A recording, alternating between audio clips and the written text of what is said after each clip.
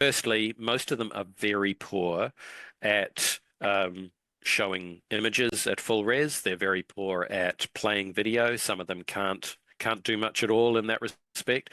A lot of them actually require you to download to local before playing, rather than the DAM, which will allow you to play a video in the UI without a load on the local device.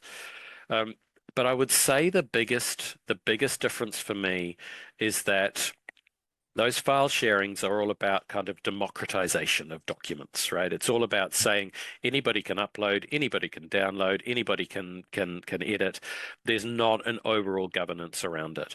What DAM provides you with is that governance. It's designed at its heart for a relatively small subset of the organization to govern the most valuable assets that a company has, which is usually stuff like brand logos, reputational stuff,